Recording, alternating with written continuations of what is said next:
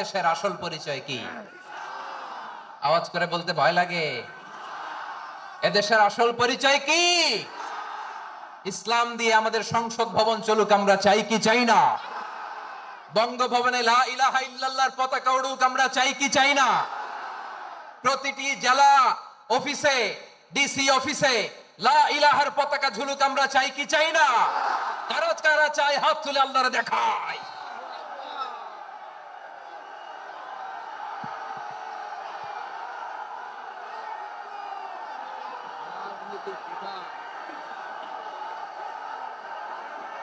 জাপানের দুইটা উদাহরণ দেই, খেয়াল করে একটু শুনেন, বুঝবেন। আল্লাহ, 2022 সালে জাপানের সাথে জার্মানির খেলা, ফিফা ওয়ার্ল্ড কাপ 2022।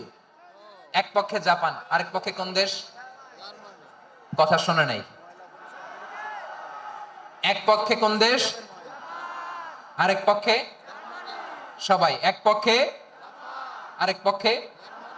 ওই খেলায় জিতেছিল জাপান, জিতেছিল 22 সালের এই ফিফা ওয়ার্ল্ড কাপে জাপান ফুটবল খেলায় জিতে age a part of their celebration তারা খেলার পরে পুরো স্টেডিয়ামটারে ক্লিন করে, the fan base of Japan. Lakh lakh মানুষ খেলা দেখতে যায়, তো এত ডাস্টবিনও তো নাই। তো যারা ডাস্টবিনে জায়গা পায় নাই, তারা এই যে চকলেটের প্যাকেট, পানির বোতল, চিপসের প্যাকেট তারা এদিকে সেদিকে রেখে দিয়েছে। জাপানের ভক্তরা, জাপানের ফলোয়াররা as a part of their celebration তারা খেলার পরে পুরো স্টেডিয়ামের সব ময়লা আবর্জনা ক্লিন করে তারপরে বিদায় নিয়েছে। তাদেরকে কি ক্লিন করার দায়িত্ব দেওয়া হয়েছিল?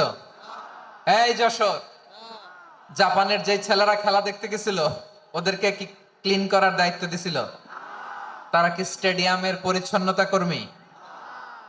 তাদের আকল, তাদের সিক্স সেন্স তাদেরকে বলেছে। ছোটবেলা থেকে জাপান গভর্নমেন্ট ওদেরকে এত পরিচ্ছন্নতা শেখায়, ক্লিনলিনেস অ্যাওয়ারনেস ক্যাম্পেইন করায়। ক্লাসে আমি দেখেছি, ক্লাসে নিজের বেঞ্চ নিজে মুছে, ক্লাসের মাঝখানে একটা সময় দেয়, নিজের টেবিল নিজে মুছে, নিজের ক্লাসরুমটা নিজে পরিষ্কার করে। রাস্তাঘাটে একটা ধুলা নাই, ময়লা নাই, একটা টিস্যু নাই। খেলার পরে গোটা বিশ্বকে তাক লাগিয়ে দিয়েছে। জাপানের ফ্যানরা সবার রেখে যাওয়া গার্বেজ, টিস্যু, বোতল পরিষ্কার করে তারপরে স্টেডিয়াম থেকে বিদায় নিয়েছে। আমরা কেন এমন হইতে পারলাম না? আমরা কেন এমন হইতে পারলাম না? জাপানের যারা এগুলো করছে ওদের তিনটা করে চোখ না? চোখ তো তিনটা জাপানা লাগো, জাপানা লাগো। হাত তো চারটা, কান তো ছয়টা। হ্যাঁ, নাকি আমার মতো দুই হাত দুই কানালা মানুষ? চোখে দেখলে ওটা মানুষ না। চিন্তা করছেন? তার মানে জাপানিজদেরকে যে গ্রুমিং করে শিখানোর মাধ্যমে পরিচ্ছন্ন বানানো গেছে। ওরা যেমনি মানুষ, আমরাও মানুষ। আমাদের সন্তানদেরকে শেখালে তারাও পারবে, পারবে কিনা? দুই নাম্বার উদাহরণ বলি। চট্টগ্রাম ফেনীতে যারা গিয়েছেন, মেঘনা গোমতী ব্রিজ প্রকল্প নাম শুনছেন? মেঘনা একটা ব্রিজ পার হওয়া লাগে। এই মেঘনা গোমতী, এখানে তিনটা ব্রিজ, কাঁচপুর সহ এই তিনটা ব্রিজের নির্মাণ কাজ, রেনোভেশনের কাজ দেয়া হয়েছিল জাপানের একটা কোম্পানিকে। কাকে? জাপানের কোম্পানি। নির্মাণ শেষে 738 কোটি টাকা বেঁচে গেছিল, এটা গভর্নমেন্টের হাতে দিয়ে তারা বিদায় নিয়েছে। কত টাকা? 738 কোটি টাকা। যত প্রাক্কলিত ব্যয় নির্ধারণ করা হয়েছে সব টাকা সরকার, তৎকালীন সরকার 2019-এর সরকার কারা ছিল তো জানেন? এই 2019-এর সরকার তাদেরকে দিয়েছে। তারা রিনোভেশন নির্মাণ শেষে 738 কোটি টাকা অতিরিক্ত বেঁচে গেছিল, এটা আবার গভর্নমেন্টের হাতে বুঝাই দিয়ে তারা বিদায় নিচ্ছে। আমরা কেন এমন হইতে পারলাম না? জাপানের ওরাও মানুষ, আমরাও মানুষ।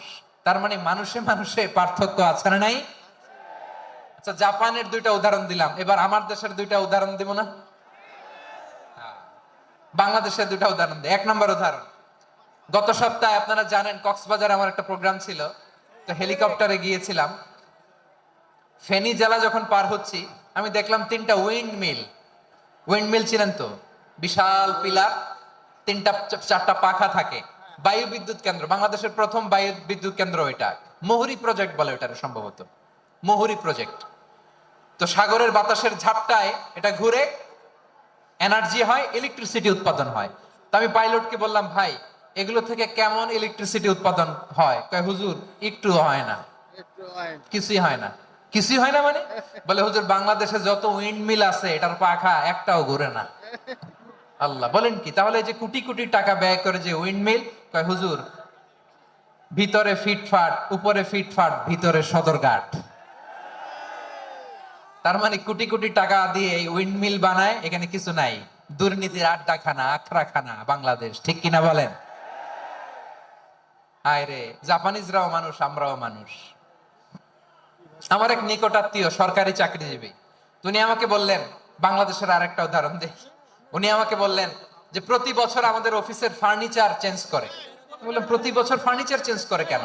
বলে যে ফার্নিচার নতুন পারচেজ করলেই তো ওইখানে টাকা, নতুন কিনতে পারলেই টাকা, নতুন উন্নয়নের সবক শোনাতে পারলেই টাকা। প্রথম আলোর রিপোর্ট, কি আলো? প্রথম আলোর রিপোর্ট, গত 15 বছরে উন্নয়নের নামে লুটপাট হয়েছে প্রায় 2.25 লাখ কোটি টাকা। কার রিপোর্ট? আমাদের বানানো কথা? প্রথম আলোর রিপোর্ট। গত 15 বছরে কারা ছিল জানেন তো? হ্যাঁ, শুধু ওনাদেরকেই দোষ দিয়ে লাভ নাই। স্বাধীনতার পর থেকে শুধু শাসকের হাত বদল হয়েছে, আমরা কিছু পাই নাই, ঠিক কিনা বলেন? শুধু ওনাদের দোষ দিয়ে কি লাভ? একদল খাইছে, আরেক দল খাওয়ার জন্য রেডি হয়ে আছে। আমরা এরকম চাই না। আমরা চাই স্বাধীন সার্বভৌম বাংলাদেশ। আমরা চাই দুর্নীতিমুক্ত বাংলাদেশ। আমি নিউজটা যে কতবার পড়লাম, এটা কি সম্ভব? 3.25 লাখ কোটি টাকা লুটপাট, মানে লুটপাট করতে করতে এদেশের জনগণকে ফুটপাতে বসায় দিচ্ছে। প্রিয় ভাইরা, জাপানের মানুষও মানুষ, আমরাও মানুষ। সিদ্ধান্ত আপনার, কোন মানুষ হবেন, ভালো মানুষ না খারাপ মানুষ? আজকের আলোচনার বিষয় হচ্ছে মানব সম্পদের উন্নয়ন, human resource development. It's a process to increase the capacity of knowledge, skill, capacity of the people of a country. একটা দেশের মানুষের জ্ঞান, তাদের দক্ষতা কি করে বাড়ানো যায়, বাড়িয়ে দেশের উন্নয়ন করানো যায়, এটাই হচ্ছে মানব সম্পদ উন্নয়নের মূল কথা। তাহলে মানব সম্পদ হচ্ছে একটা দেশের সবচাইতে শক্তিশালী পুঁজি। প্রাকৃতিক সম্পদ, খনিজ সম্পদের চেয়েও দামি হচ্ছে মানব সম্পদ। আমার প্রিয় যশোর, প্রাকৃতিক সম্পদ, খনিজ সম্পদের চেয়ে দামি সম্পদ কি সম্পদ? আল্লাহ তাআলা দয়া করে আমাদেরকে এই মানব সম্পদ দিয়েছেন। আসুন আমাদের এই মানুষগুলোকে আমরা সোনার মানুষ বানাই। রাজি আছেন তো সবাই? রাজি আছেন? মানুষ পারে না এমন কোনো কিছু নাই, চাইলে সব পারে। এজন্য মানুষকে তারবিয়া দিতে হবে, যথাযথভাবে তাদেরকে গড়তে হবে। আসুন আমরা সিরাতের আয়নায় বিশ্বনবীর জীবনী থেকে দেখি তিনি কিভাবে হিউম্যান রিসোর্সকে ম্যানেজ করতেন। যদি আপনাদের সময় হয়, দু একটা উদাহরণ দিয়ে আজকে আমি আমার আলোচনার বিদায় নিব। হবে? সময় হবে কয়েক মিনিট? হ্যাঁ, শান্ত থাকবেন তো? শান্ত থাকবা? হ্যাঁ, ঠিক আছে। বিষ্ণু ইসলাম কিভাবে হিউম্যান রিসোর্সকে ম্যানেজ করতেন, মজার কথা আছে কয়েকটা, বলে বিদায় নিব। বিশ্বনবী কিভাবে এই মানব সম্পদকে ম্যানেজ করতেন? বিশ্বনবী, he was a very good talent hunter, চৌকস ট্যালেন্ট হান্টার ছিল। কার মধ্যে কি ট্যালেন্ট আছে দেখলেই বুঝে ফেলতেন। সুবহানাল্লাহ পড়বেন না? কি নবী আমরা পেয়েছি! He was a very good talent hunter. আমার নবী, তিনি চৌকস ট্যালেন্ট হান্টার ছিলেন। কার মধ্যে কি প্রতিভা বের করতেন, ওই প্রতিভাকে ইসলামের কল্যাণে কাজে লাগাতেন। সুবহানাল্লাহ বলেন। যাকে যেই জায়গায় সেট করলে ভালো হবে তাকে ওই জায়গায় সেট করতেন। কয়েকজন সাহাবীর জীবনী শোনাই। আবু মাহজুরা রাদিয়াল্লাহু তাআলা আনহু, মক্কার মুয়াজ্জিন, আগে ছিল মুশরিক, পরে হয়েছে মুমিন। উনি কিভাবে মুমিন হইলেন এই ঘটনাটা একটু আপনাদের শোনাতে চাই। তা আপনাদের তো সময় নাই হাতে, সময় আছে? এই জেনজি শেষ করে দিল আজকের প্রোগ্রামটা। 1 ঘন্টা ধাক্কা ধাক্কি করে কেমনে দাঁড়ায় আছে আমি বুঝলাম না।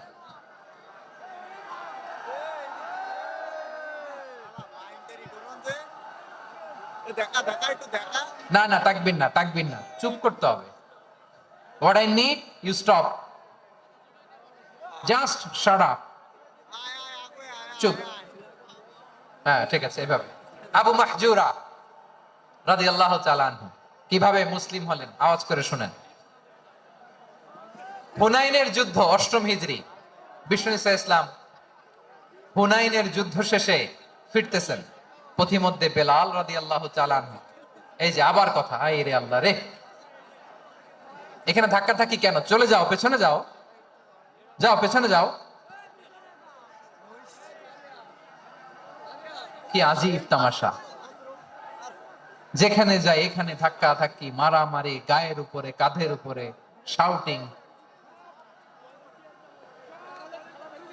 অনেক গুরুত্বপূর্ণ কথা পয়েন্ট করে নিয়ে আসে যে বলবো, এই শাউট করার কারণে প্রোগ্রামটাই নষ্ট করে দেয়। আসছে আমার ভালোবাসা দেখাইতে, প্রোগ্রামটা শেষ করে দিয়ে চলে যায়। স্টপ, আবার কথা বল, স্টপ। হুনাইনের যুদ্ধে 8ম হিজরি, কত হিজরি সবাই বলেন না একটু, কত হিজরি? 8ম হিজরিতে হুনাইনের যুদ্ধে রাসূল সাল্লাল্লাহু আলাইহি ওয়াসাল্লাম ফিরে আসতেছেন মদিনায়। পথিমধ্যে বেলাল রাদিয়াল্লাহু তাআলা আনহু আযান দিচ্ছেন। কি দিচ্ছেন? তো পাশে ছিল মুশরিকদের একটা পল্লী, কিছু মুশরিক তরুণ, কিছু অমুসলিম কিশোর, তারা আযানকে ব্যঙ্গ করতেছে, আমাদের বাংলায় মুখ ভেঙ্গানো বলে আর কি। বেলাল রাদিয়াল্লাহু তাআলা আনহু আযান দিচ্ছেন, ওই বাচ্চাগুলো মুশরিক, তো ওরা আযানকে ব্যঙ্গ করতেছে, বিকৃতি করে ওরাও আযান দিচ্ছে। উদ্দেশ্য হচ্ছে আযানকে নিয়ে ঠাট্টা করা। উদ্দেশ্য কি? ঠাট্টা করা। ব্যাপারটা মনে কষ্ট পাওয়ার মতো ব্যাপার না? কিন্তু বিশ্বনবী ওইখানে দেখেন কি খুঁজলেন। বিশ্বনবী খেয়াল করলেন অমুসলিম কিশোরদের মধ্যে থেকে একটা কিশোরের গলাটা বড় দরাজ গলা, কণ্ঠটা বড় সুন্দর। খেয়াল করে দেখলেন যে কিছু কিশোর বেলালের আযানকে ব্যঙ্গ করে, বিকৃতি করে, কিন্তু একজনের কণ্ঠ দেখতে পাচ্ছেন না এত দূরে, কিন্তু কণ্ঠটা বড় সুন্দর, দরাজ গলা। বিশ্বনবী সাহাবীদেরকে বললেন, ধরো এগুলারে, ধরো। সবগুলারে ধরে বিশ্বনবীর সামনে আনা হলো। ওরা হাঁটু গেড়ে বসলো। বিশ্বনবী বললেন, তোমাদের মধ্যে কে যেন ব্যঙ্গ করে আযান দিচ্ছিল, তার গলাটা বড় উঁচু, গলার বেসটা বড় মজবুত, মেলোডিয়াস, সুমধুর কণ্ঠ। কে? আবু মাহজুরা বলে, আমার বন্ধুরা সবাই আমার দিকে আঙ্গুল দেখায়, আমি পড়ে গেছি বিপদে। রাসূল সাল্লাল্লাহু আলাইহি ওয়াসাল্লাম বাকি অমুসলিম তরুণদেরকে ছেড়ে দিলেন, বললেন তোমরা যাও। এবার আবু মাহজুরারে পাইছে। আবু মাহজুরার চুলের মধ্যে হাত দিলেন বিশ্বনবী, মাথায় হাত দিয়ে বললেন, এবার আযান দাও দেখি। আবু মাহজুরা বলে, আমি তো আযান দিতে জানি না, কারণ আমি তো বেলালেরটা শুইনা শুইনা দিছি, আমার তো মুখস্থ নাই, আমি তো আযান দিতে জানি না। বিশ্বনবী বললেন, জানো না? তাহলে আসো আমি তোমারে শিখাই দেই। সুবহানাল্লাহ পড়া। আবু মাহজুরা হাঁটু গেড়ে বসে, বিশ্বনবীর মোবারক হাত আবু মাহজুরার চুলের মধ্যে। বিশ্বনবী আযানের মুআল্লিম আবু মাহজুরাকে বলতেছে, ঠিক আছে তোমারে শিখাই দিচ্ছি, আমি যা যা বলবো আমার সাথে সাথে বলো, পারবা? আবু মাহজুরা বলে, পারবো। বিশ্বনবী আযান দিচ্ছেন, মাথায় হাত দিয়ে আল্লাহু আকবার, আল্লাহু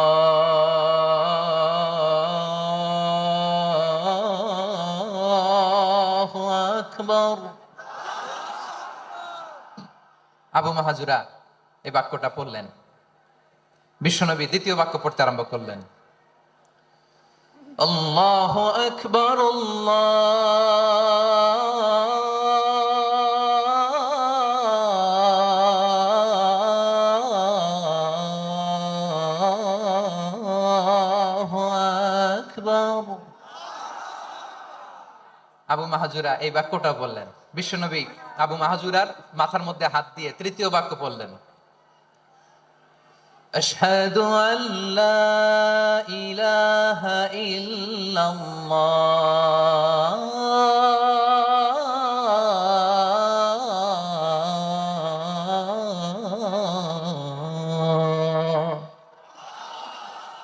আবু মাহজুরা তৃতীয় বাক্য পড়লেন। বিশ্বনবী একটা বাক্য পরে আবু মাহজুরা পরে, বিশ্বনবী পরে আবু মাহজুরা পরে। আবু মাহজুরা কিন্তু অমুসলিম, মুশরিক। আবু মাহজুরা বলে, এক একটা বাক্য পড়ি আমার কলিজাটা গলে ঠান্ডা হয়ে যায়। এতদিন মোহাম্মদকে গালি দিতাম, এখন মোহাম্মদ আমার মাথায় যখন হাত রাখছে আমার সারা শরীর ঠান্ডা হয়ে গেছে। বিশ্বনবী আযান শিখাচ্ছেন, একটা একটা বাক্য পড়ে আবু মাহজুরাও পড়ে, বিশ্বনবী পড়ে আবু মাহজুরাও পড়ে। পুরো বাক্যগুলো যখন শেষ, আযান শেষ, আবু মাহজুরাও যখন পুরো আযান পড়লেন, আবু মাহজুরা বললেন, এতদিন মোহাম্মদের চেহারা দেখলে আমার ঘৃণা লাগতো, আজ থেকে মোহাম্মদের চেহারার চেয়ে প্রিয় চেহারা আমার কাছে নাই। আবু মাহজুরা বললেন, ও মুহাম্মদ, আজানের বাক্য তো আপনি আমারে শেখালেন, এখানেই শেষ করবেন না, আপনি আমারে পড়ায় দেন লা ইলাহা ইল্লাল্লাহু মুহাম্মাদুর রাসূলুল্লাহ সাল্লাল্লাহু আলাইহি ওয়াসাল্লাম। বিশ্বনবীর সাথে দাঁড়িয়ে উনি শাহাদা পড়ে মুসলমান হয়ে গেলেন। এবার আবু মাহজুরা বলে, ইয়া রাসূলুল্লাহ, ইয়া হাবিবাল্লাহ, আমি মুমিন হয়েছি, মুসলমান হয়েছি, আপনার কাছ থেকে আজান শিখার সৌভাগ্য আমি লাভ করেছি গো নবী। আমার কণ্ঠের বড় তারিফ করেছেন, আপনি আমার আজানকে আপনি পছন্দ করেছেন। একটা জিনিস আপনার কাছে চাই, আপনি আমাকে মক্কার মসজিদুল হারামের মুয়াজ্জিন হিসেবে অ্যাপয়েন্ট করে দে। বিষ্ণু ইসা ইসলাম বললেন, যাও আবু মাহজুরা, আমি তোমাকে পৃথিবীর শ্রেষ্ঠতম মসজিদ মক্কার মসজিদুল হারামের মুয়াজ্জিন হিসেবে অ্যাপয়েন্ট করে দিলাম। দেখছেন কিভাবে ট্যালেন্ট হান্টিং করতে হয়, কিভাবে হিউম্যান রিসোর্স মানব সম্পদকে ব্যবহার করতে হয়। আসছিল আজানকে ভেঙ্গাইতে, আসছিল কেন? আজানকে ব্যঙ্গ করার জন্য, বিকৃত করার জন্য। আজানকে বিকৃত করতে যে ইসলামের সবচেয়ে শ্রেষ্ঠ মসজিদের মুয়াজ্জিন হয়ে গেল। পড়েন সুবহানাল্লাহ। হযরত আবু মাহজুরা রাদিয়াল্লাহু তাআলা আনহু ওনার এই সুললিত কণ্ঠ ব্যবহার করে মসজিদুল হারামে এত সুন্দর করে আল্লাহু আকবার বলে আজান দিতেন, মানুষগুলোর, মুসল্লিগুলোর, মক্কাবাসীর হৃদয়কে তিনি বিগলিত করে দিতেন, মানুষের হৃদয়কে ঠান্ডা হয়ে যেত। শুধু এখানেই শেষ না আমার যশোরের ভাইয়েরা, বিশ্বনবী যখন সাইয়েদনা আবু মাহজুরা রাদিয়াল্লাহু তাআলা আনহুকে আজান শেখাচ্ছিলেন, বলেন তো বিশ্বনবীর হাতটা কোথায় ছিল? আবু মাহজুরার মাথার সামনে, এই চুলের উপরে ছিল। আবু মাহজুরা ওই স্মৃতিটাকে ধারণ করবার জন্য, ওই স্মৃতিকে বহন করার জন্য বিশ্বনবীর মোবারক হাত আবু মাহজুরার কপালের চুলের যেই জায়গায় লেগেছে, মৃত্যুর আগের দিন পর্যন্ত আবু মাহজুরা মাথার ওই চুলে কোনোদিন ছুরি আর কামার লাগায় না, সেখানে কেচি লাগায় নাই, চুলের মধ্যে খুর লাগায় নাই। আবু মাহজুরা ডান দিকের চুল কাটতো, বাম দিকের চুল কাটতো, পেছনের চুল কাটতো, সামনের চুল কাটতো না। আবু মাহজুরা রাদিয়াল্লাহু তাআলা আনহুর সামনের চুলগুলো বড় হতে হতে যখন এত বড় হয়ে যায়, তিনি চুলগুলো পেঁচিয়ে মাথার মধ্যে রাখতেন, তারপরে তিনি পাগড়ি পরতেন। সবাই জিজ্ঞেস করতো, আবু মাহজুরা, এটা আবার কেমন স্টাইল? দেখতে তোমারে কি বিদঘুটে লাগে, কেমন অড লাগে, কেমন খারাপ দেখা যায়।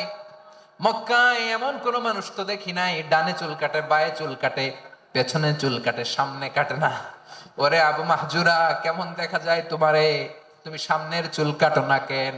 আবু মাহজুরা বলে, আমি হাঁটু গেড়ে পেয়ারা নবীর সামনে বসেছিলাম, আমার এই মাথার চুলের মধ্যে মুবারক হাত লাগিয়ে বিশ্বনবী নিজে আমাকে আজানের প্রতিটা বাক্য শিক্ষা দিয়েছেন। বিশ্বনবীর মোবারক হাত, পবিত্র হাত আমার মাথার চুলের যে জায়গায় লেগেছে, আমি চাই ওই চুলগুলা নিয়ে আমি আমার কবরের ভিতরে যাব। সাইয়েদনা আবু মাহজুরা রাদিয়াল্লাহু তাআলা আনহু ইন্তেকালের আগের পর্যন্ত মাথার সামনের চুলগুলা কাটে নাই, মাথার সামনের চুল তিনি কাটেন নাই। সুবহানাল্লাহি বিহামদি। কেমন ভালোবাসতেন বিশ্বনবী সাহাবীদেরকে, সাহাবারা কেমন ভালোবাসতেন বিশ্বনবীকে। সামনের চুলগুলো বড় হতে হতে এত বড় ছিল, পেঁচিয়ে রেখে পাগড়ি পরতেন, কাটতেন না, নবীর হাত লেগেছিল। সুবহানাল্লাহ পড়ে। তাহলে what is the lesson, moral of the story কি? মোরাল অফ দ্য স্টোরি হচ্ছে, আসছিল আজানকে ব্যঙ্গ করার জন্য, বিকৃত করার জন্য, হয়ে গেল মসজিদুল হারামের মুয়াজ্জিন। দেখেন বিশ্বনবী একটা খারাপ সিচুয়েশনের মধ্যে থেকে কি ভালো জিনিস বের করে আনলেন। আমি যে শুরুতে বলেছি কিভাবে তিনি হিউম্যান রিসোর্সকে ডেভেলপ করেছেন, ম্যানেজ করেছেন। তিনি যে চৌকস ট্যালেন্ট হান্টার ছিল, দেখেন সবার মধ্যে থেকে এর বাছাই করে মুয়াজ্জিন বানাই দিয়েছেন। সুবহানাল্লাহ পড়েন। তার মানে এই না সবাইরে ধরে ধরে উনি মুয়াজ্জিন বানাইছেন, যার যেই ট্যালেন্ট আছে তাকে ওই কাজে অ্যাসাইন করেছেন, যার যেই প্রতিভা আছে তার প্রতিভাকে ইসলামের কাজে লাগিয়েছেন। সুবহানাল্লাহ পড়েন। যায়েদ বিন সাবিত রাদিয়াল্লাহু তাআলা আনহু নাম শুনেছেন? যশোর, কথা বেরোয় না। যদি জায়গায় সালমান খানের নাম শুনছেন, সবাই হাত তুলবে, জি হুজুর শুনছি, মানে সব দেখা শেষ। সালমান খান, আমির খান, অমুক খান, সব খান মুখস্থ, কিন্তু জায়েদ বিন সাবিতের নাম মুখস্থ নাই মুসলমানদের।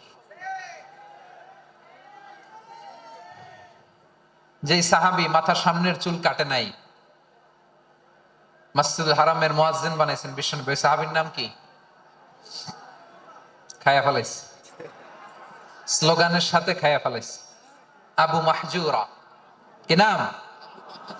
আবু মাহজুরা আল জুমাহি রাদিয়াল্লাহু তাআলা আনহু। এই নামটা আজকে নিয়ে যাইতে হবে যশোর। আবু মাহজুরা রাদিয়াল্লাহু তাআলা আনহু। দুই নম্বরে বলছিলাম যায়েদ বিন সাবিত রাদিয়াল্লাহু তাআলা আনহু। বিশ্বনবী দেখলেন মদিনার এই আনসারী সাহাবী হাইলি ট্যালেন্টেড, ইন্টেলেকচুয়াল, মেরিটোরিয়াস, জ্ঞানের প্রতি তার আকর্ষণ, মারাত্মক আকর্ষণ। বিশ্বনবী তাকে দায়িত্ব দিলেন, কোরআন যা নাজিল হয় তুমি লিখো, কাতিবুল ওয়াহি বানায় দিলেন। সুবহানাল্লাহ। যায়েদ বিন সাবিতরে আবার আজান শিখান নাই, কারণ তার মধ্যে বিশ্বনবী প্রতিভা দেখেছেন, একাডেমিক প্রতিভা। বিশ্বনবীর একাডেমিক প্রজেক্ট গুলো তিনি হ্যান্ডেল করতেন। যায়েদ বিন সাবিত ছিল বিশ্বনবীর ব্যক্তিগত সচিব। কি ছিল? ব্যক্তিগত সচিব, বোঝেন নাই? বিশ্বনবীর ব্যক্তিগত সচিব এবং দোভাষী। ইহুদিরা কিছু লিখে দিলে এটার অর্থ বিশ্বনবীরে বুঝায় দিতেন, আবার ইহুদিদের কাছে কিছু লিখতে হলে তিনি লিখে দিতেন। বিশ্বনবী একদিন বললেন, ইন্নী ওয়াল্লাহি মা আমানু ইয়াহুদা আলা কিতাব। ইহুদিরা যে চিঠি পাঠায় অর্থ তো বুঝি না, আরেক ইহুদি আইনে অর্থ করা লাগে।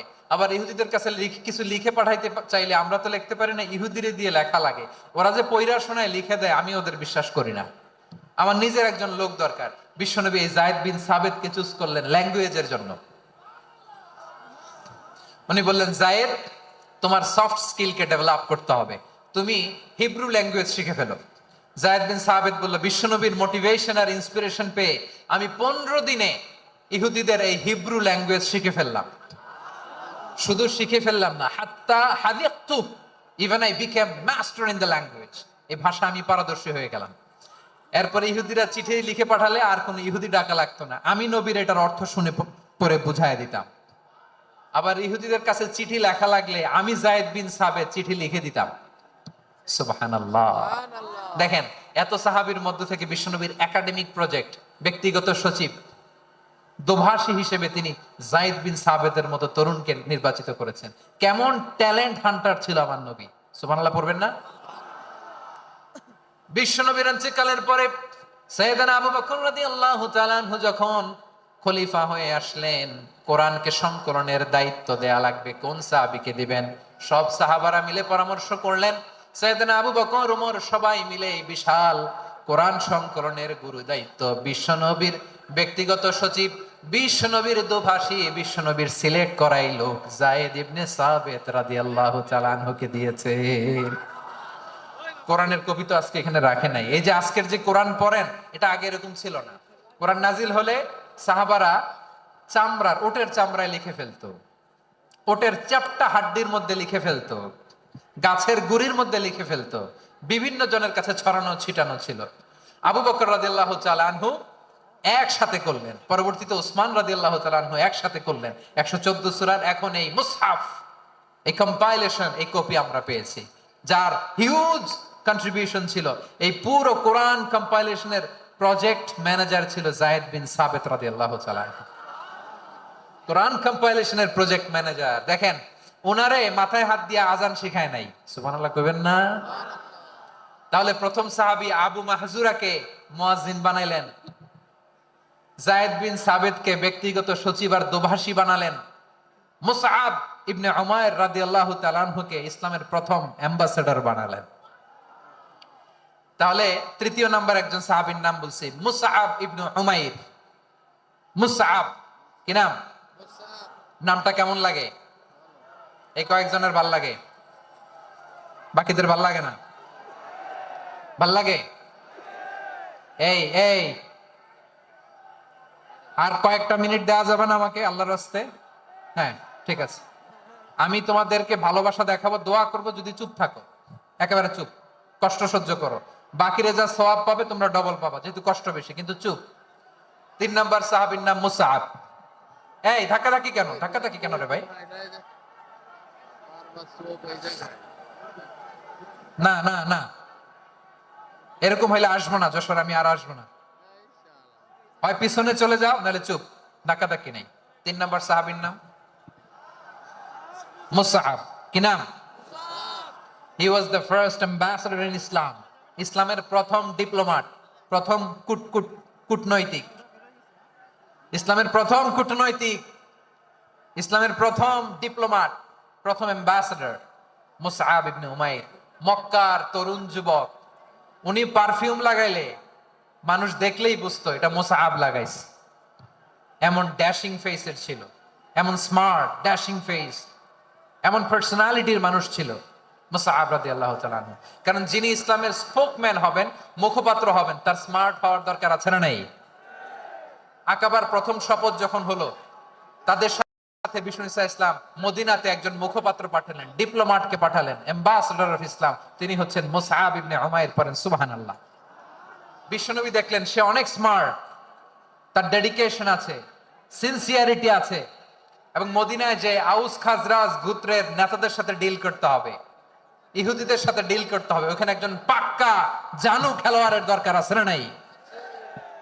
মুসআব ইবনে উমাইর রাদিয়াল্লাহু তাআলা আনহু, ওনাকে বিষ্ণু ঈসা ইসলাম চুজ করলেন।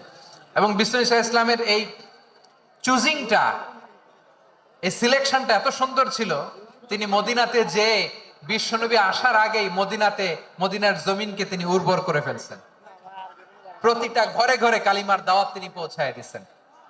জুমার বিধান নাজিল হয়েছে, কিন্তু মক্কায় পরিবেশ নাই জুমা পালনের। বিষ্ণু ঈসা ইসলাম একজনকে দিয়ে খবর পাঠালেন, যাও মদিনায় মুসাবকে যে বলো, মুসাব তো আমার শিক্ষক, আমার স্পোকম্যান, মদিনাতে যেন তারা জুমা কায়েম করে।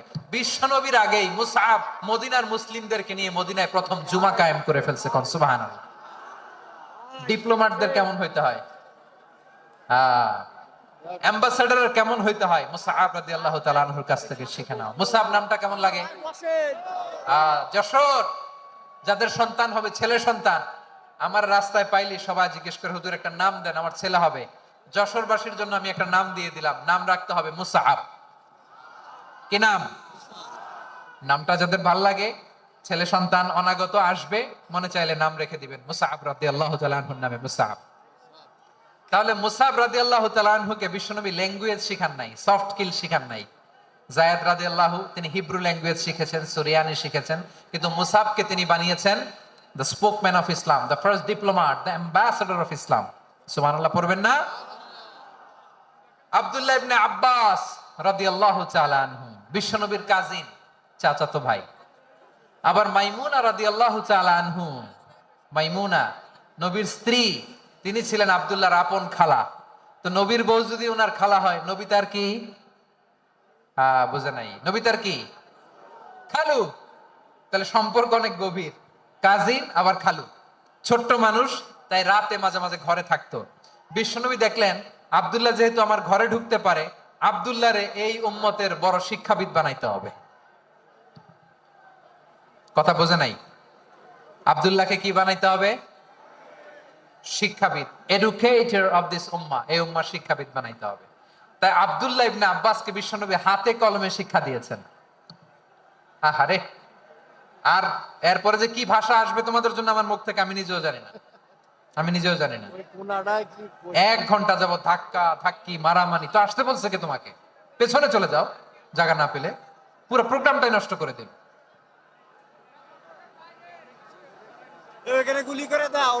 জি, আমার দিকে তাকান, আমি শেষ করে দিচ্ছি। হবে না, ইন্টেলেকচুয়াল আলোচনা এখানে হবে না, আমি বুঝতে পারছি, আমি শেষ করে দিচ্ছি।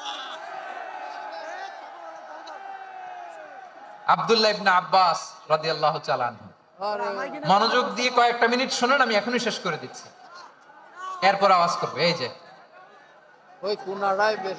এগুলো কি আমি বুঝলাম না। আমি বললাম না সব করা যাবে, বসে যাও, শুয়ে যাও, চলে যাও, আওয়াজ করা যাবে না। অন্যকে বসো এটাও বলার দরকার নাই, জাস্ট এদিকে তাকাও। আল্লাহ। আব্দুল্লাহ ইবনে আব্বাস রাদিয়াল্লাহু তাআলা আনহু, ওনাকে বিশ্বনবী হাতে কলমে শিক্ষা দিয়েছেন, যেহেতু উম্মতের শিক্ষাবিদ হবেন, এডুকেটর হবেন। তো বিশ্বনবী রাতে যখন তাহাজ্জুদ পড়তেন, ছোট্ট আব্দুল্লাহ ঘরে থাকতো। বুঝতে পেরেছেন? ছোট্ট মানুষ তো ঘরে থাকতো।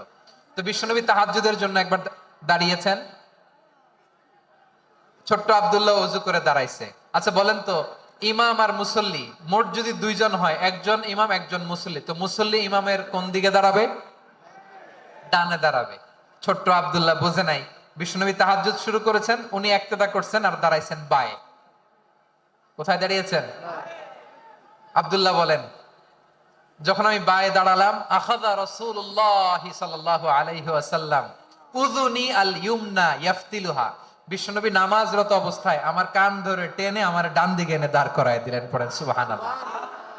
দেখেন, হাতে কলমে শিক্ষা। আর জীবনে ভুল হবে? কথা কয় না, আর ভুল হবে? আর ভুল হবে না। এভাবে বিশ্বনবীর অনেক সঙ্গ পেয়েছেন, সফর করেছেন, একই বাহনে বসেছেন, এক বাহনে বসে লম্বা নাসিহত করেছেন, বলেছেন, ইয়া গোলাম ইহফাদিল্লাহ ইয়াহফাজকা, ইহফাদিল্লাহ তাজিদহু তুজাহাক, ইদা সাআলতা ফাসআলিল্লাহ ওয়া ইদা ইসতাআনতা ফাসতাইন বিল্লাহ। আল্লাহর বিধান মানো, আল্লাহর বিধান রক্ষা করো, আল্লাহ তোমায় রক্ষা করবে। আব্দুল্লাহ, চাইতে হলে আল্লাহর কাছে চাও, সাহায্য চাইতে হলে আল্লাহর কাছে সাহায্য চাও। মনে রাখো, গোটা বিশ্বের সবাই যদি তোমার সাহায্য করতে চায়, ততটুকুই করতে পারবে যতটুকু আল্লাহ তোমার নসিবে রেখেছে। গোটা বিশ্ব যদি তোমার বিরুদ্ধে ষড়যন্ত্রে দাঁড়িয়ে যায়, ক্ষতি ততটুকু করতে পারবে যতটুকু তোমার জন্য বরাদ্দ আছে। এর বাইরে কিছু করতে পারবে না। আওয়াজ করে বলেন ঠিক কিনা? এভাবে হাতে কলমে শিখিয়েছে, বিশ্বনবীর সঙ্গ পেয়েছেন। ওনাকে বিষ্ণু ইসলাম শিক্ষাবিদ, এডুকেটর অফ দিস উম্মাহ হিসেবে সিলেক্ট করেছেন, হাতে কলমে শিখিয়েছেন। বিশ্বনবী একবার প্রকৃতির ডাকে সাড়া দিয়ে এসেছেন। এখন কি করতে হবে? নামাজের জন্য অজু করতে হবে। বিশ্বনবী এসেই দেখেন অজুর বদনায় পানি ভরা, খুশি হয়ে গেলেন, বললেন, কে রেখেছে পানি? একজন বলল, আব্দুল্লাহ রেখেছে। বিশ্বনবী অত্যন্ত খুশি হলেন, খুশি হয়ে একটা দোয়া করলেন, বললেন, আল্লাহুম্মা ফাক্কিহু ফিদ্দীন ওয়া আল্লিমহু তা'ওয়ীল। আল্লাহ, তুমি আব্দুল্লাহকে দ্বীনের বুঝ দিও আর কোরআনের তাফসীর শিক্ষা দিও। বিশ্বনবীর এই দোয়া এমন লাগছে, উনি রাইসুল মুফাসসিরিন, এই পৃথিবীতে যত মুফাসসির ছিল, যত মুফাসসির আসবে, সকল মুফাসসিরের সম্রাট হিসেবে স্বীকৃত হয়েছেন। আব্দুল্লাহ ইবনে আব্বাস, বিশ্বনবী ওনারে আজান শিখান নাই, বিশ্বনবী ওনারে ল্যাঙ্গুয়েজ শিখান নাই, বিশ্বনবী ওনারে অ্যাম্বাসাডর বানান নাই, হাতে কলমে শিক্ষা দিয়েছেন। ছোট্ট মানুষ, বিশ্বনবী ইন্তেকাল করলেন, আবু বকরের সময় গেল, ওমরে ফারুকের খেলাফত, তখনও তিনি তরুণ। ওমরে ফারুক রাদিয়াল্লাহু তাআলা আনহু ওনার ক্যাবিনেট মিনিস্ট্রির বৈঠকে এই আব্দুল্লাহ ইবনে আব্বাসকে পাশ দিয়ে বসায় রাখতেন। বয়স্ক সাহাবারা এটা পছন্দ করতো না। তারা বলতো, ঘটনা কি? আব্দুল্লাহর মতো ছেলে নাতি আমাদের আছে, এরা কেন রাখে ওমরে ফারুক? ওমরে ফারুক এটা টের পেলেন, তিনি বুঝতে পারলেন যে ক্যাবিনেট মেম্বাররা এটা পছন্দ করে না, ছোট্ট আব্দুল্লাহরে কেন রাখি, কেন যে রাখি, এটা একদিন বুঝাবো। একদিন মিটিং এ তিনি সবাইকে বললেন, ইদা জাআ নাসরুল্লাহি ওয়াল ফাতহ। এই আয়াত দ্বারা উদ্দেশ্য কি বলেন তো মুরব্বী সাহাবীরা? এক সাহাবী বলেন, এই সূরা দ্বারা উদ্দেশ্য, আল্লাহ বলেছেন আমাদেরকে বিভিন্ন ল্যান্ড, বিভিন্ন এলাকা বিজয় করতে হবে। ওমরে ফারুক বললেন, না, হয়নি।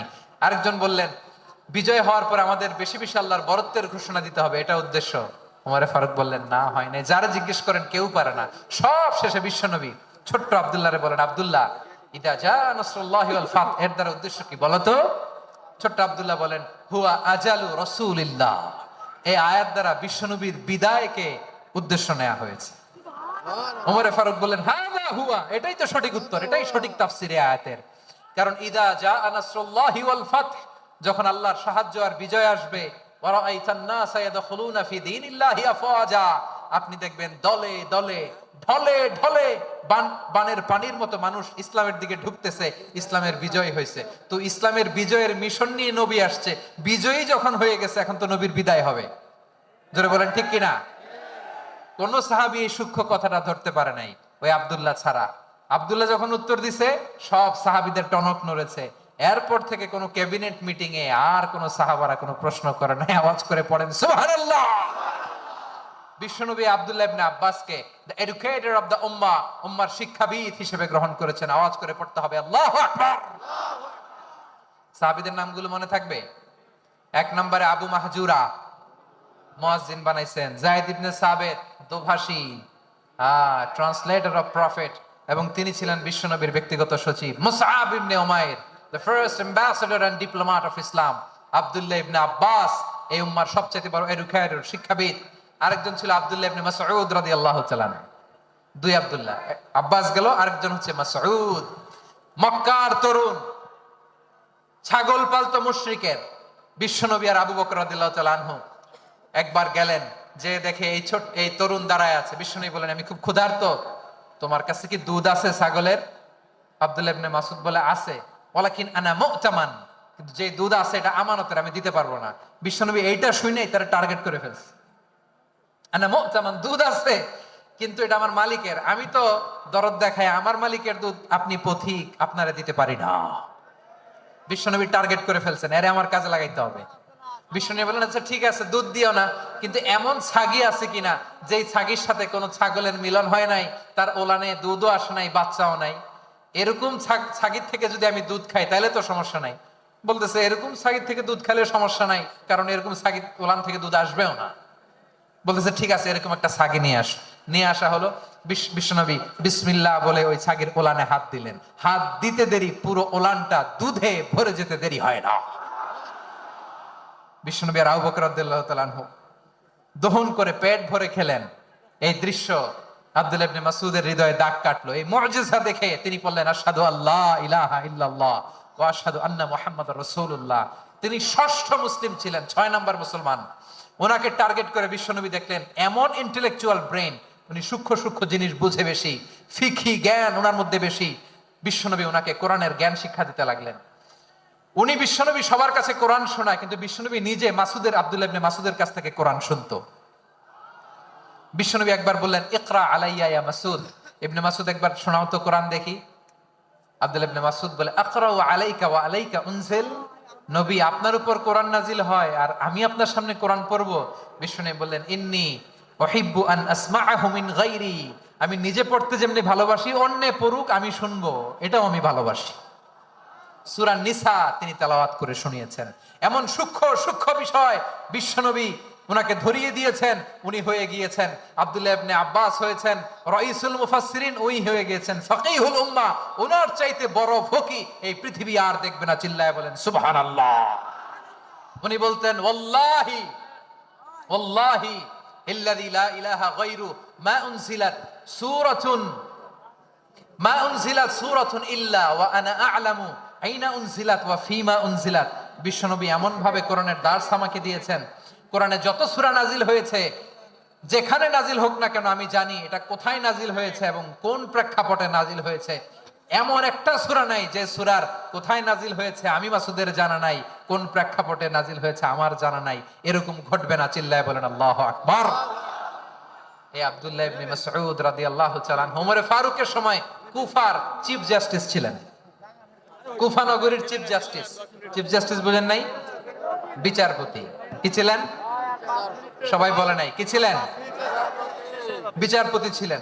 এবং ওনার যে ফিকহি জ্ঞানের ধারা, এটাই আলকামা, ইব্রাহিম আন-নাখাই, হাম্মাদ ইবনে সুলাইমান হয়ে ইমাম আবু হানিফা পর্যন্ত পৌঁছেছে।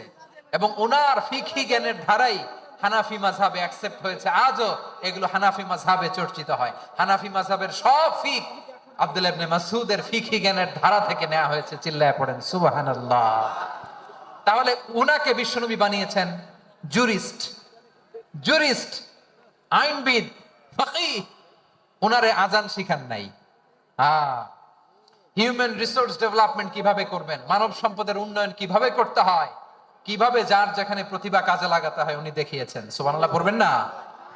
খালিদ বিন ওয়ালিদ নাম শুনছেন?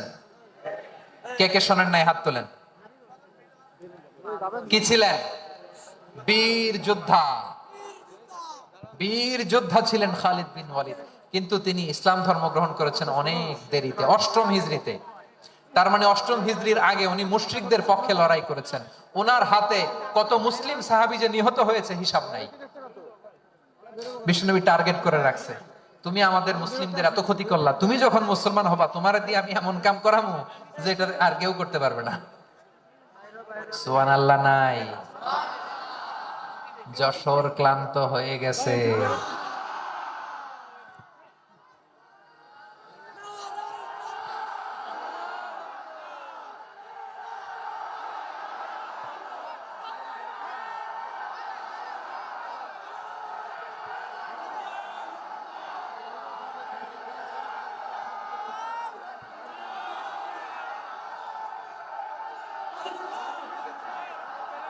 মাশাআল্লাহ, বসুন বসুন বসুন। খালিদ বিন ওয়ালিদ রাদিয়াল্লাহু তাআলা আনহু অষ্টম হিজরিতে মুসলিম হয়েছেন, মক্কা বিজয়ের আগে। তো মক্কা বিজয়ের আগে যখন মুসলিম হয়েছেন, এর আগে কি করছেন? কাফিরদের সাথে যুদ্ধ করেছেন। উনি উহুদের যুদ্ধে মুসলমানদের যে পরাজয় পরাজয় ভাব, কঠিন পরিস্থিতির মুখোমুখি উনার কারণে পিছন থেকে এমন আতর্কিত আক্রমণ করেছেন, মুসলমানদেরকে কচুকাটা করেছেন। অষ্টম হিজরিতে আল্লাহ তাআলা হেদায়েতের নূর দিয়ে ওনার হৃদয়টাকে উজালা করে দিলেন। লা ইলাহা, এটা এমন বাণী যার হৃদয় একবার টাচ খাবে, এইটা থেকে সে আর পালিয়ে বেড়াতে পারে। ঝিনুকের ভেতর লুকিয়ে থাকে যেমন মতি, ঝিনুকের ভেতর লুকিয়ে থাকে যেমন মতি, কালমা শাহাদাতে আছে আল্লাহর জ্যোতি, কালমা শাহাদাতে আছে আল্লাহর জ্যোতি। ঠিক কিনা বলেন? মক্কা বিজয়ের আগে মুসলিম হলেন, হওয়ার পরে বিশ্বনবীর টার্গেট ফুলফিল হলো। ওই যে টার্গেট করে রেখেছেন আর দোয়া করেছেন, খালিদ বিন ওয়ালিদ যদি মুসলিম হয় তাকে আমি মিলিটারি চিফ বানাবো। ওনাকে আজান শিখান নাই, ওনারে কান ধইরা নামাজের এই মাথা থেকে ওই মাথা আনান নাই, ফিকহি কোরআনের সূক্ষ্ম তাফসীর ওনারে শিখান নাই, অ্যাম্বাসেডর বানান নাই। বিষ্ণু ইসলাম উনাকে সামরিক অভিযানে প্রেরণ করেছেন। সামরিক অভিযানে তিনি প্রেরণ করেছেন। ওনার জীবদ্দশায় ওনার নেতৃত্বে যতগুলো যুদ্ধ হয়েছে, একটা যুদ্ধেও তিনি পরাজয় বরণ করেন না। ওমরে ফারুকের সময়কালে তিনি চিফ অফ মুসলিম মিলিটারি, মানে মুসলিম সেনাপতি হয়েছেন। যশোর, আওয়াজ করো, ঠিক কিনা বলো? সেনাপতি, মুসলিম সেনাপতি। তাহলে কিভাবে হিউম্যান রিসোর্স ব্যবহার করতে হয় গোটা বিশ্ব আমার নবীর কাছ থেকে শিখে না। খালিদ বিন ওয়ালিদ, ওনাকে বিশ্বনবী একটা উপাধি দিয়েছেন। উপাধিটা হচ্ছে সাইফুল্লাহিল মাসলুল, আল্লাহর নাঙ্গা তরবারি, আল্লাহর খোলা তরবারি, দ্য ওপেন সোর্ড অফ আল্লাহ। খালিদ বিন ওয়ালিদ মুসলিম সেনাপতি। হাসান বিন সাবিত নাম শুনছেন? দেখি উনি কি ছিল বলেন। রাসূলের সভা কবি, কালচারাল হিজিমনিকে ডিফিট করার জন্য। উনি ভালো অস্ত্র চালানো জানতেন না, ওই কাজে উনি যেতেন না। ওনার ছিল কাব্য প্রতিভা। কাব্য প্রতিভা, কাফিররা কবিতা দিয়ে নবীকে গালি দিত।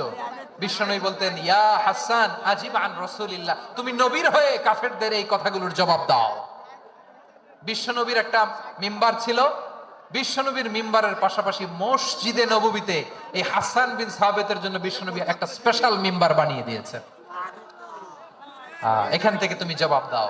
এবং বিশ্বনবী বলেছেন, আল্লাহুম্মা আইয়িদহু বিরূহিল কুদুস। আল্লাহ, হাসান আমার পক্ষে জবাব দেয়, তুমি জিব্রাইল মারফত তাকে সাহায্য পাঠায়া দিও। নবীর কবি, উনি কবিতা দিয়ে, এমন উচ্চাঙ্গের ভাষায় কবিতা দিয়ে তিনি জবাব দিতেন, কাফিরদের গা শিহরে যেত, তাদের হৃদয়ে আগুন ধরে যেত। তাহলে এরকম কবিরও দরকার আছে না নাই? এখন যাকে আল্লাহ দিছে কাব্য প্রতিভা, এরা যদি আপনি যুদ্ধের ময়দানে পাঠান হবে? যারা দিছে সুরেলা গলা, এরা যদি অ্যাম্বাসেডর বানান হবে না। হাসান বিন সাবিত হুযায়ফা ইবনুল ইয়ামান, বিশ্বনবীর গোয়েন্দা বিভাগের প্রধান। কিসের প্রধান? হুযায়ফা ইবনুল ইয়ামান। ওনার ছিল ডিটেকটিভ মাইন্ড, ডিটেকটিভ মাইন্ড, গোয়েন্দা বিভাগের প্রধান। এবং উনি হচ্ছেন সাহিবু সিররি রাসূলিল্লাহ, রাসূল সাল্লাল্লাহু আলাইহি ওয়াসাল্লামের গোপন তথ্যের ধারক বাহক। নবীর যেই কথা কেউ জানে না, সব হুযায়ফার পেটের ভিতরে ছিল। সুবহানাল্লাহ পড়েন। মুআয ইবনে জাবাল মদিনা রাষ্ট্রের সবচেয়ে সিনিয়র আমলা ছিলেন। আমলাতন্ত্র চেনেন তো? প্রশাসনিক কাজ যারা চালায়, অ্যাডমিনিস্ট্রেশন বোঝেন না? The department of administration. Medina রাষ্ট্রের সিনিয়র আমলা মুআয ইবনে জাবাল মুতাখাসসিসুন ফিল হালাল ওয়াল হারাম, হালাল হারামের স্পেশালিস্ট ছিলেন। বিশ্বনবী উনাকে ইয়ামানের গভর্নর করে পাঠিয়েছে। বলেছেন, ইন্নাকা তা'তি কওমান আহলা কিতাব, এমন গোষ্ঠীর কাছে যাবা ইহুদি নাসারা, আগে শাহাদা পড়লে এরপর নামাজের দাওয়াত দিও, নামাজ পড়লে যাকাতের দাওয়াত দিও। গভর্নরের অ্যাটিটিউড যেমন থাকে তেমন অ্যাটিটিউড ধরে রেখে। সুবহানাল্লাহ পড়েন। তাহলে মুআয ইবনে জাবালকে দিয়ে বিশ্বনবী কবিতা লেখায় নাই, চিঠি লেখায় নাই, আযান দেওয়ায় নাই। সুবহানাল্লাহ পড়বেন না? সব শেষ সাহাবী বলি, আবু হুরায়রা রাদিয়াল্লাহু তাআলা নাম শুনছেন? বিড়ালের বাবা। কি করতেন? খালি হাদিস মুখস্থ করতেন। উনি বলতেন আলজামু রাসূলুল্লাহ আলা মিলই বাতনি, আমার শুধু পেটের ক্ষুধার বন্দোবস্ত হইলে আমি নবীর সঙ্গ ছাড়তাম না। আমার আনসার সাহাবারা ক্ষেত খামারের কাজ করত, আমার মুহাজির সাহাবারা ব্যবসা করত, আর আমি নবীর সাথে সাথে থাকতাম। শুধু সকাল বিকাল দুই বেলা যদি আমার খাবারের বন্দোবস্ত হয়, আমি আর নবীর লক ছাড়ি না। সুবহানাল্লাহ কইবেন না? 5374টা হাদিস তিনি বর্ণনা করেছেন। সবচেয়ে বেশি হাদিস বর্ণনাকারী সাহাবী।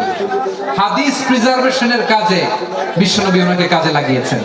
উনি একদিন বলেন, ইয়া রাসূলুল্লাহ আসমাউ মিনকা কাসীরান ফালা আহফাজু, নবী অনেক কথা শুনি আমার মনে থাকে না। বিষ্ণু বললেন, তাই তুবসুত রিদাক, তোমার চাদরটা বিছাও। আবু হুরায়রা বিছালেন, বিশ্বনবী হাত বুলায় দিলেন, এরপর অনেক হাদিস বর্ণনা করলেন।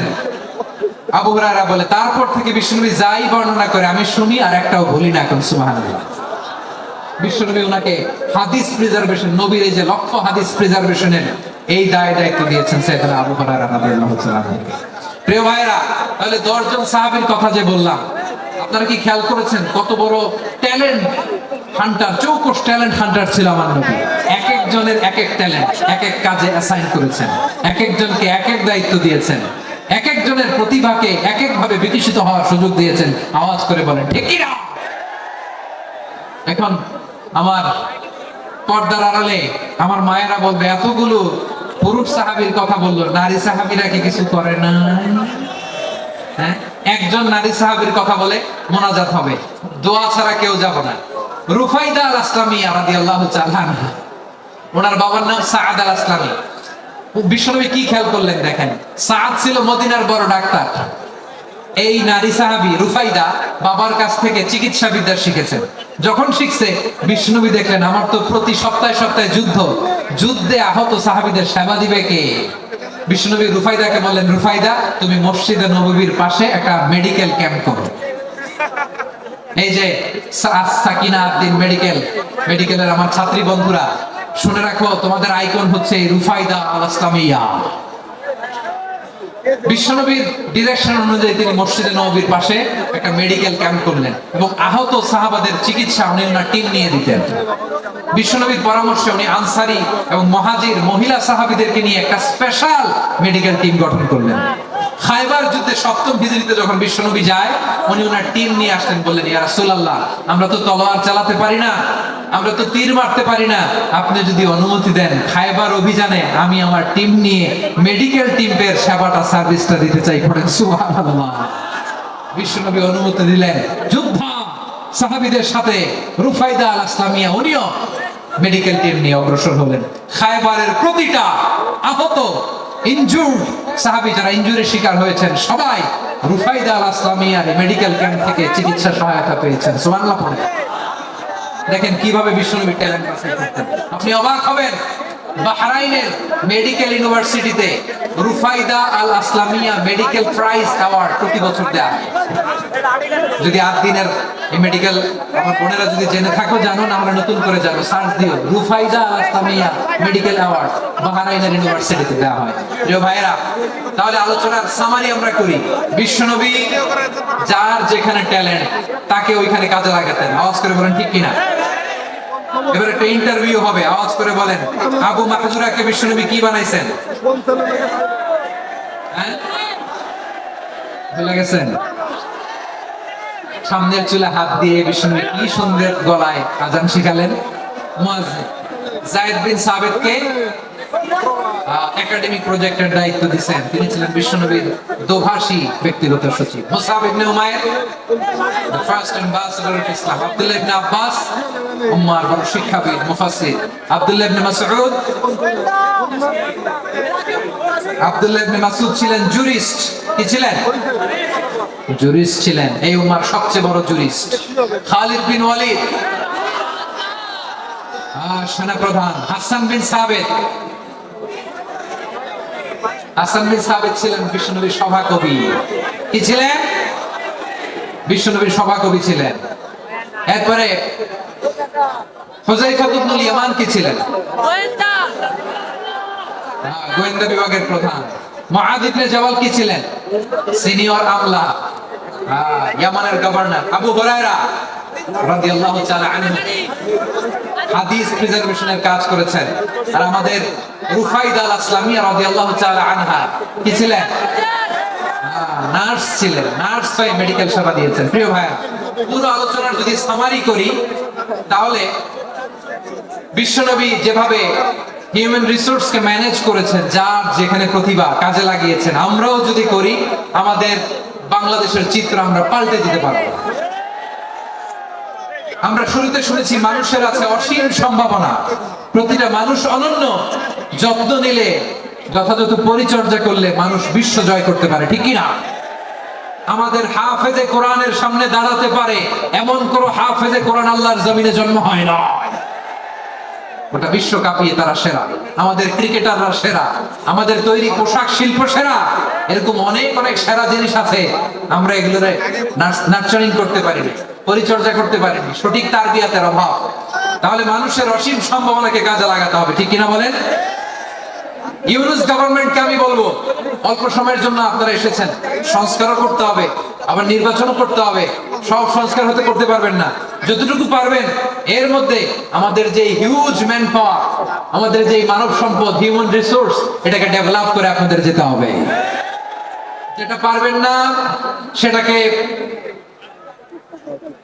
পরবর্তী নির্বাচিত গভর্নমেন্টের কাছে রেখে যেতে হবে, যে তারা যেন করে, তাদের কাছে আপনারা এটা রেখে যান। তাহলে মানুষ চাইলে বিশ্ব জয় করতে পারে।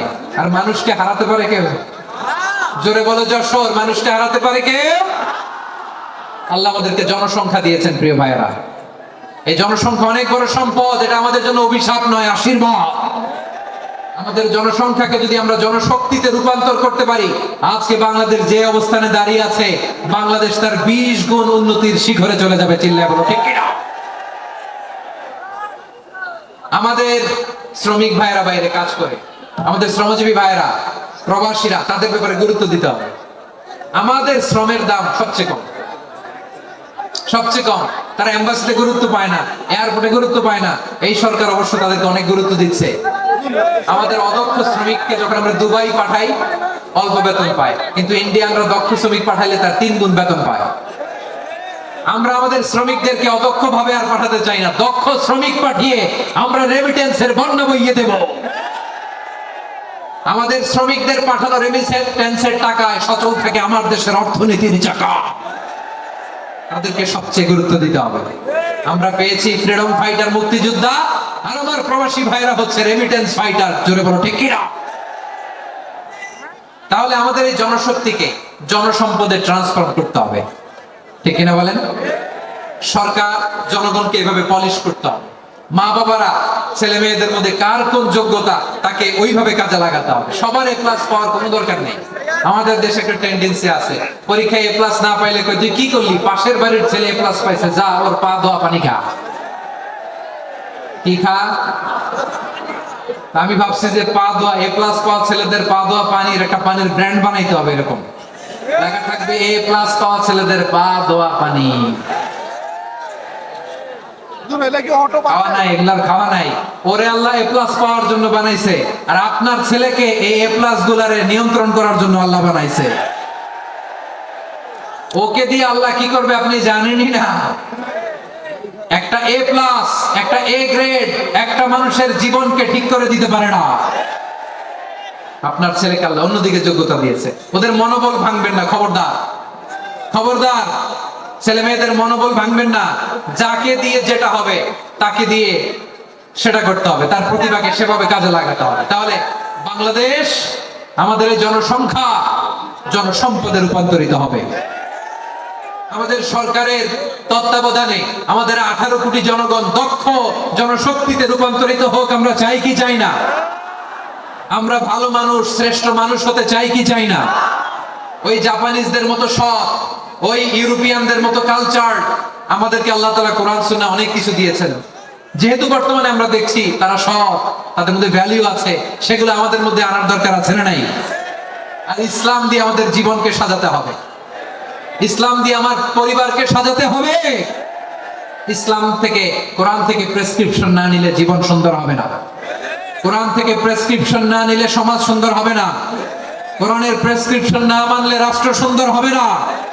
কোরআনের প্রেসক্রিপশন অ্যাপ্লাই না করলে শুধু দুর্নীতি দমন কমিশন দিয়ে দুর্নীতি বন্ধ করা যাবে না। এজন্য কোরআনের আইন আমরা চাই কি চাই না? প্রিয় ভাইরা, হিউম্যান রিসোর্স ডেভেলপমেন্ট, মানব সম্পদের উন্নয়ন, আমাদের সরকার যেন এদিকে নজর দেয়। আমরা যেন এই ব্যাপারে যত্নবান হয়ে উঠি। যাকে আল্লাহ যে যোগ্যতা দিয়েছে, এই যোগ্যতা দিয়ে আমরা যেন ইসলামের জন্য, দেশের জন্য কাজ করি। আমরা যেন আমাদের স্কিল ডেভেলপ করি, আমাদের পটেনশিয়ালকে ডেভেলপ করি। মোরালিটি, ভ্যালিউজ নিয়ে শায়েখ আহমদুল্লাহ আলোচনা করেছেন, এগুলো দিয়ে যেন আমরা আমাদেরকে সাজাই। আল্লাহ তাআলা আমাদের দেশকে তুমি নিরাপদ করো, আমরা পড়ি আমিন। আল্লাহ আমার 18 কোটি জনগণকে তুমি জনশক্তিতে রূপান্তরিত করো, আমিন। আল্লাহ আমরা হাতে হাত রেখে, কাঁধে কাঁধ মিলিয়ে ভাই ভাইয়ের যেন এই দেশকে গড়তে পারি, আল্লাহ তুমি তৌফিক দান করো, আমরা পড়ি আমিন। আমার প্রিয় মহিউদ্দিন ভাই বলেছেন, হুজুর এমন একটা ঘোষণাপত্র দিয়ে যাবেন আজকের এই ঐতিহাসিক যশোরের প্রোগ্রামে, যেটা গোটা বাংলাদেশে মানুষ এটার উপর আমল করে। আমি যে কথাটা বলেছি এটাই, আসুন আমরা আমাদের জনসংখ্যাকে জনসম্পদে ট্রান্সফর্ম করি। আমাদের জনসংখ্যাকে আমরা যেন জনশক্তিতে রূপান্তরিত করি। জনসংখ্যাকে ট্রান্সফর্ম করে জনশক্তি দিয়ে আমরা যেন আগামীর বাংলাদেশ, স্বাধীন বাংলাদেশ 2.0 কে গড়ে তুলি। আল্লাহ তাআলা আমাদের সবাইকে কথাগুলো বোঝার আমল করার তৌফিক দান করুন।